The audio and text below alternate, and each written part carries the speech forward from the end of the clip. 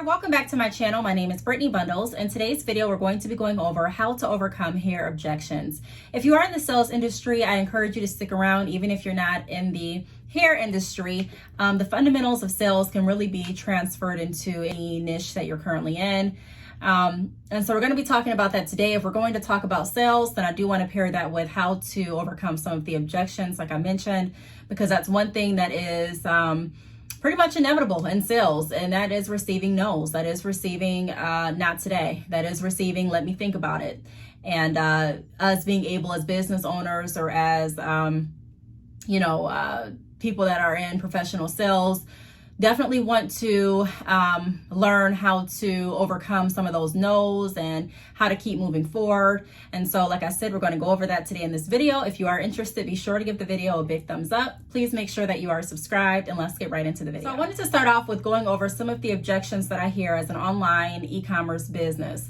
And we'll use, hair extensions as my reference. So some of the things that I hear when I was taking phone calls for my business, as well as when I receive emails, text messages, chats, DMs, and someone, let's just paint a scenario. Say someone reaches out and they're like, hey, I'm really interested in buying bundles for my graduation next week, and I'm looking for straight bundles. My friend ordered from you. She loved the hair. I was looking to see if I can get more information about your shipping time frames and also the prices.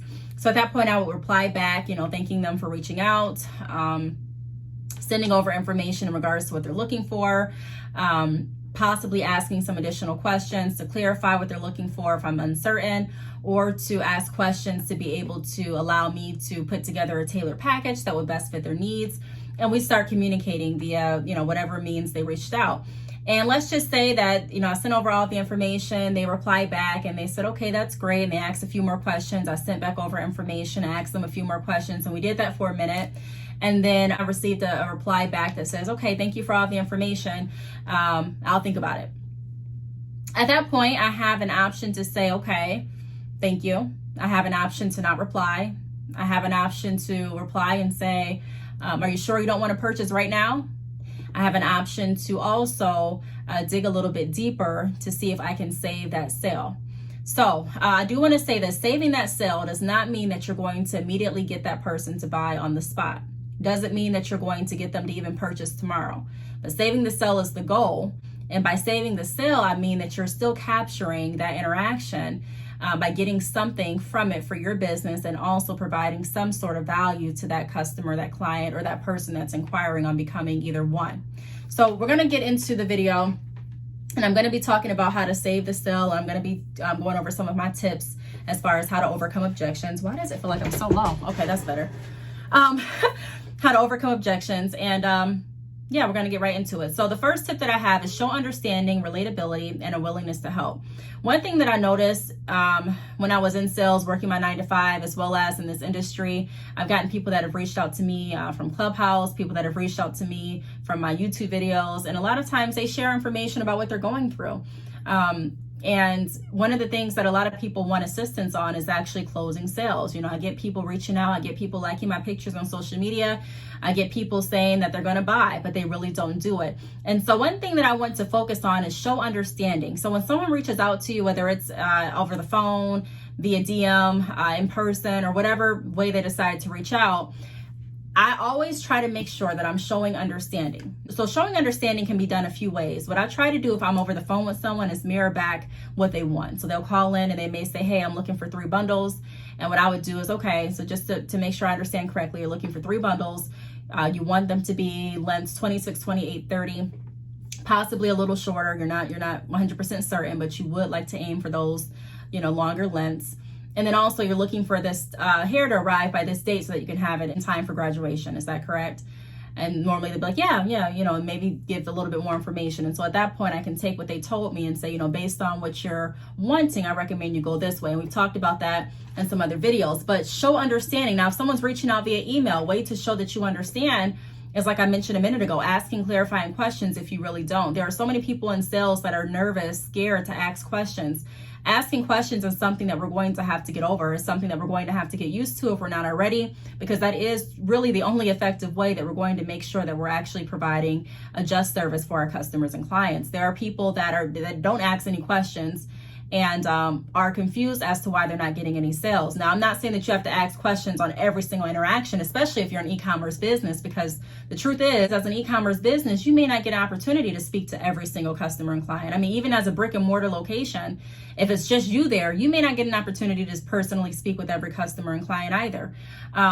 But when we do get those interactions and when we aren't sure, it's very important to make sure that we're coming out of our comfort zone and asking to make sure that we understand, and then also showing our customers that we understand. It's one thing to understand, and it's a completely other thing to understand and allow your customer to see, to show your customer that you truly understand, to demonstrate to your customer that you know where they're coming from. That's going to build confidence, that's going to build trust, that's going to build security, and ultimately it's going to build a more solid foundation between you and your potential customers and clients, because at that point they'll know that you're someone that's on their team. They know that you're someone that actually wants to provide what it is they're looking for instead of you providing what you want to give them. So showing understanding is my first recommendation in overcoming objections. Now, if you do receive an objection and you've explained, you made sure that you understand the initial concern, the initial inquiry, and your customer or client is still like, no, I'm not interested in it today. Another thing that you can do to save that sale potentially is to relate to your customer.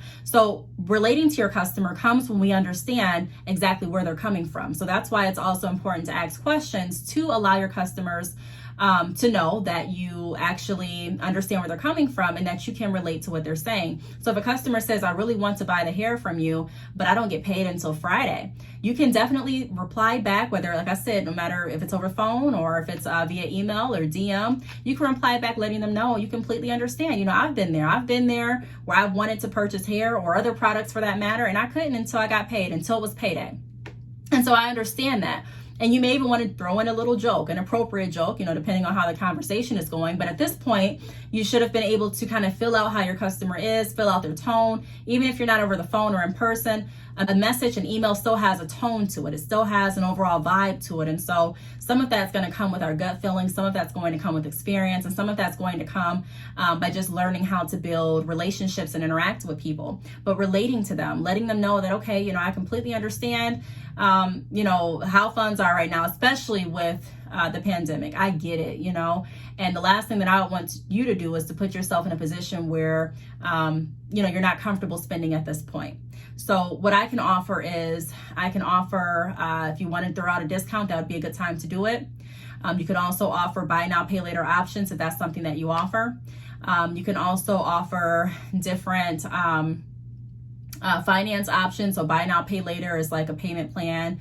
There's also different financing options or finance options that you can offer. Even PayPal, they have like PayPal credit. So whatever the case may be, it's giving your customer options. Now, one thing that you don't want to do, for my recommendation, is to lay every single thing out that you have on the table. You want to have some solutions in your pocket so that if the couple solutions that you throw out don't go well with your customer, or if it's something that's not going to close that sale immediately, you still have some other solutions to be able to bridge it. Now, another thing that you don't want to do is to constantly come back with so many suggestions and recommendations to the point that it feels like you are being too pushy, and that can also end the sale for you. So we want to make sure that we're being relatable and that we're coming back with different fallback options, but not giving every single option, every single solution right then and there. We want to keep some for later on, and I'll talk about why in just a moment. Also, we want to show that we have a willingness to help. So a lot of times people are saying no, not even because they don't have the money, not because they don't really feel like shopping, not because they're, losing interest in your products or services, but because they may feel like the vibe on your end, the relationship, the tone isn't right. They may feel like you don't have a willingness to help. There are so many entrepreneurs that get in business and I don't have a nicer way to say this, but their head gets big. And I know my head is big. It's kind of ironic, but no, I'm all jokes aside, I'm referring to the fact that they get cocky with it. And it's no longer, I'm here to help you. It's more so, do you want it or not? And there are some customers that will be okay with that approach, but the majority of people don't want to work with someone, let alone purchase from someone that has the attitude of I'm higher than you, or has the attitude of, you know, I don't really need your money. Now, it may be true that you don't need their money. It may be true that you have other sales lined up for the day. However, you want every single customer to feel valued. That's the only way that you're going to build repeat customers and clients. I don't want to say the only way, but that is a secure way to build your repeat customers and clients, allowing them to feel comfortable, allowing them to feel like they're welcome, allowing them to feel like you're actually excited and willing to help. And that's why every day I try to make sure that I'm checking my attitude before I come in this office. Even though, you know, everything isn't going good in my life every day, I still have to check myself, and I still have to make sure that I'm not taking anything out on anyone else, because that definitely can have an impact on how you are able to build relationships and ultimately make money for your business, and also build relationships with other people. I made a video about Clubhouse, the new app that's going around a few weeks ago. Maybe it was last week. And I was talking about the importance of having a community of resources. I mean, that's just one example. If you haven't watched that video, I'll try to find it, link it below. But that's one example, one scenario that kind of highlighted why it's important to make sure that you're not only just focused on making sales, but you're also focused on building a reputation of reliability, willingness to help, prompt, professional, good quality, and that you're ultimately building connections with people within your industry and also outside of your industry. My focus isn't necessarily targeting people outside of my industry, but I'm definitely not going to close off any connections to anyone. So even on Clubhouse, for example, I'm not only just in here groups, I'm not only just listening to hear business gurus. I'm not only just talking about here when I'm on there, but I'm so intrigued with business that I'm creating a circle of resources for business. And so, you know, like I said in another video, you don't necessarily have to go out and look outside of your niche to build up your portfolio of resources. However, you can start in your niche and then also be willing to and open-minded enough to connect with other people. And so I think it's really important for people to know what kind of person you are, because there could be someone, for example, that I talk to and meet off Clubhouse, and say they're in the perfume business and they don't know anything about hair extensions, because we would have related. I showed that relatability through business. I showed that relatability through our passion for helping our customers and clients. They may think about me and referring someone over to me. So I know this is a little bit off of what I'm talking about today as far as overcoming objections, but I wanted to put that out there too. It's really important to make sure that you're showing that willingness to help and that your character speaks for the brand of your business. The next tip that I have is become creative with your resolution and follow up. So like I mentioned a minute ago, you do want to have certain fallback offers, options available, and it does take some kind of quick thinking if you do want to make sure that you're moving along the process in a timely manner so that you can get to as many people as you can that day, especially if you have chats going on, if you have text messages, DMs, if you're listening to Clubhouse, if you are, have some other things that you need to do, then it's very important to make sure that you're being very time conscious. And even if you don't have a lot to do, you still want to get in the schedule and in the routine, in my opinion, of making sure that you're as efficient as you possibly can. So it comes better with practice, being able to think quickly about, okay, well, what can I offer? What resolutions do I have? What can I do? And a lot of that, I became quicker at it the more that I did it. When I first started selling hair extensions, it would take some time. I didn't know exactly what to offer. My fallback options would always be the same. Like, let me send this link through PayPal to see if we can get you approved for PayPal credit. And that would pretty much be it. I didn't have the buy now, pay later options then. I didn't think about possibly changing up the texture that they wanted to match the price range that they were looking to be into. I didn't consider offering shorter lengths all the time. Sometimes I would forget. So another thing that has helped me is writing down a list of resolutions, a list of alternatives, a list of fallback options, and really practicing with myself on overcoming the objections. So I would go on social media, and I would also listen to different YouTube videos. I would listen to other people that I knew sold hair. So even when I was in the salon, and I would listen to their stories. And a lot of times you would hear a lot of the objections that customers and clients had in the hair industry. And so I would write down all of the objections that I heard, and I would practice trying to overcome them. What would I have said? What would I have done if I was in that scenario where someone said it? Because more than likely, I'm going to experience a similar situation, and I just want to be prepared. So that's my second tip. Become creative with your resolution and then follow up. So a lot of us are able to become creative with our resolutions and we're able to reply back with fallback options and resolutions. However, another one area that I think we all can work a little better on is following up. And when I mean following up, like I said in the beginning of the video, or towards the beginning of the video, when I mentioned you don't want to give out all of your follow-up options or all of your resolutions just right then and there. You want to keep some in your pocket just in case those resolutions don't sit well with your customers and ultimately they don't work. So what I would do is I would follow up. If someone's saying that, today I don't get paid until Friday, today is Wednesday, what I would do a lot of times is I'd ask permission to follow back up with them on Friday after I've already gone over some different options and they're still like, no, I'm really not comfortable with those options. Offer to follow back up. And even if you don't offer to follow back up, you can still follow up. You can still write it in your calendar, make a sticky note. Sometimes I put it in my phone before I go to bed so I don't forget. Be sure to follow up with the DM that you received yesterday, or be sure to follow up with Brandy that sent you an email the other day regarding wanting these extensions and not being able to purchase them today.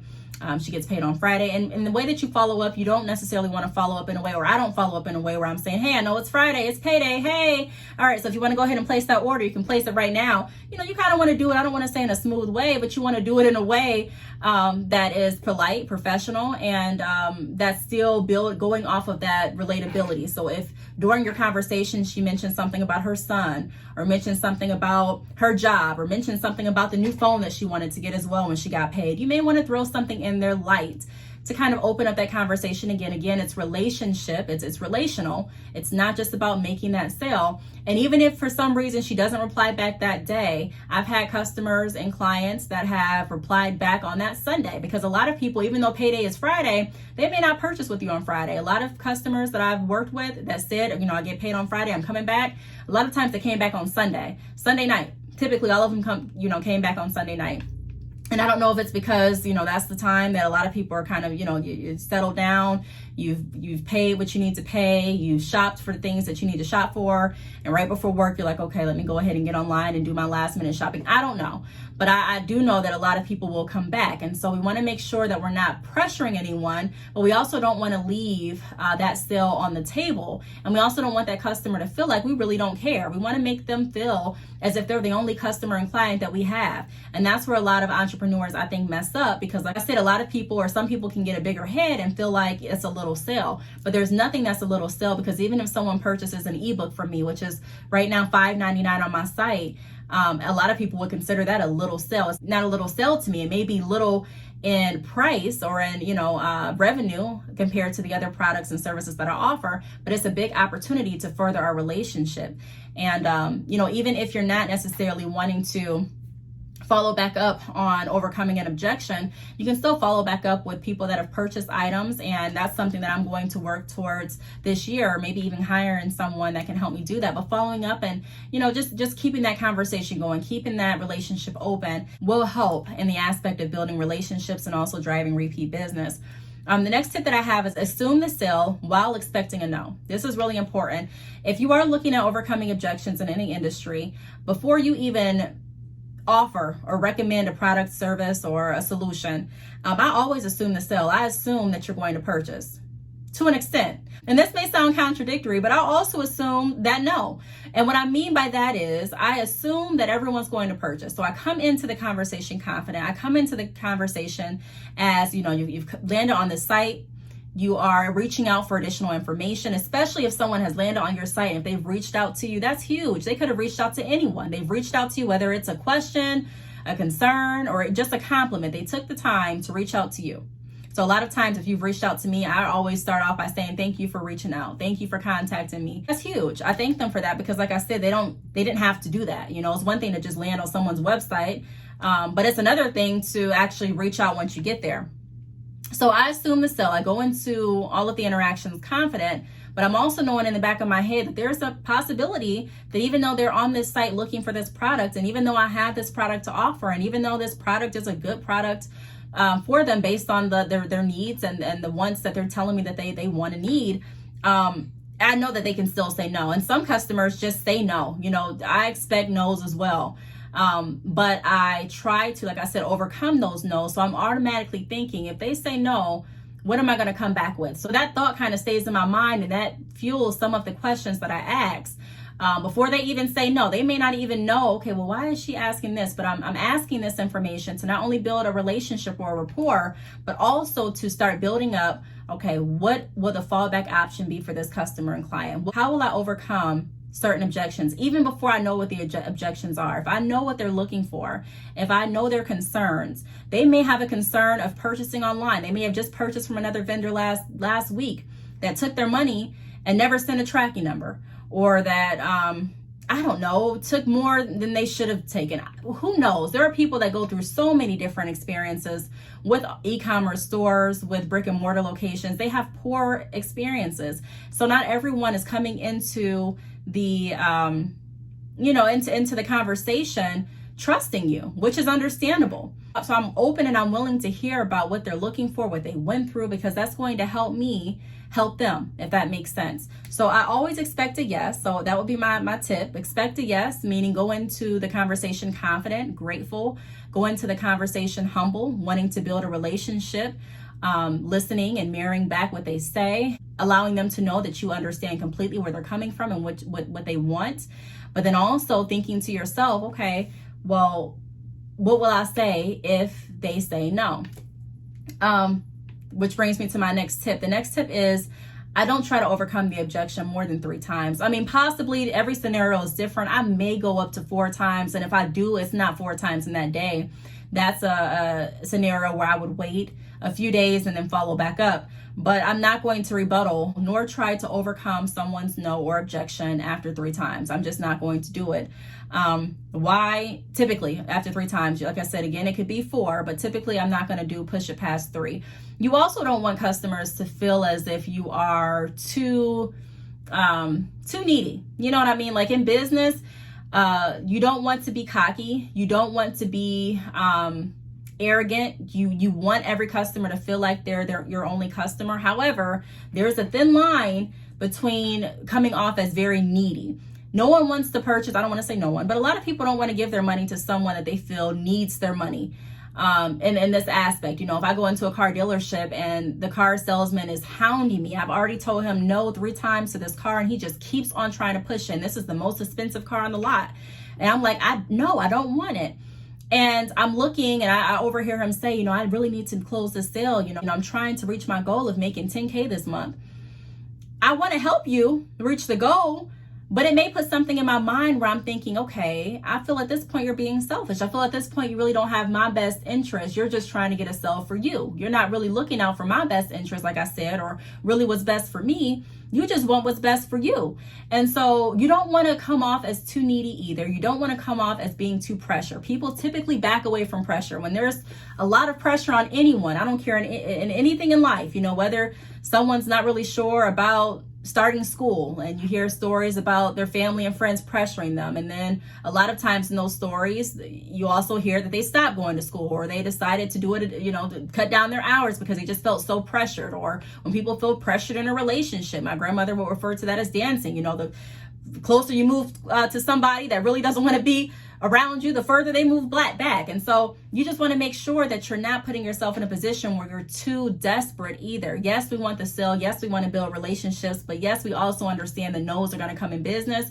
And at some point we have to learn to accept them rather sooner than later. So I accept and not just accept, but respect the no as well. And I've had scenarios where customers have told me no, I followed back up and they still have said no. And I said, okay, I respect it. I've still stayed professional, and I still was able to leave off on a good foot. And some months down the line, I've had a customer reach back out and say, hey, I'm ready to purchase now. So that brings me to my final tip. Leave contact information and a positive attitude and high spirits. If someone tells you no, I don't take it personal. They're not saying, no, I don't like you, Brittney. No, I don't like you, so-and-so. No, I don't like your company. Or they may say it. I don't know. It depends on the scenario. I mean, you can get some different scenarios out there, and you may encounter something like that. However, typically, usually, you'll get people that are wanting to, they just may say no. Look, I went with another company, or no, I decided not to buy here, or look, no is no. No is a complete sentence at the end of the day. So, I still stay professional. There are some people where you can tell in sales when they hear a no, their whole attitude just changes. It's like they're not being too nice anymore. They're not really exhibiting any friendly behavior. They're ready to just be done. They may not even reply to your email, and it's just like, okay. And that puts something in the back of your customer's mind too. Like, were they only nice just to get my money? And so even if they decide to purchase this time, they still may be a little bit reluctant to do so next time, because they may be thinking, well, this person really is only nice to those that shop with them. They really didn't care about how I felt. They really didn't care about what I wanted. They really didn't care about making sure that I got what I needed. They just really wanted to sell for themselves. And the moment that I said they weren't getting it, everything changed. So I always keep high spirits. And that is something that also brings customers back to you. I think a big part in sales that a lot of people look over is being able to have a personality or a character that is really genuine, and no matter what, people know that your heart's in a good place. You know what I mean? Like, everyone's not going to know your heart's desire. Everyone's not going to know who you are, but people that have dealt with people in your industry, whatever industry you are in, and are frequent buyers, so customers that are looking for virgin hair and they've already shopped with multiple vendors, a lot of times they'll know what kind of interaction they're looking for. They'll know what type of company they want to work with, not even solely based off of the value that you provide or solely based off of your pricing, but ultimately based on the customer service they receive. That goes so far. And what I try to do is I try to go past even just customer service, and I try to build relationships. I try to think of everyone as a friend, so that even if, we're not buying or selling anything, we still have that connection. Recently, I even reached out to some people on my Instagram, and I said, hey, I just wanted to offer a Clubhouse invite. Again, I'm going with Clubhouse. It's that app. I'll try to have that video down below if you're not sure what I'm talking about. But I got some more invites, and I wanted to give them out to people that I had built relationships with, people that I had done consultations with, people that I have received emails from, text messages from, people that I have seen under my comments. And so I was reaching out to people. I only had 3. And I was able to give them away, and it made me feel really good, because I was happy that I was able to reach back into my community of resources and provide something.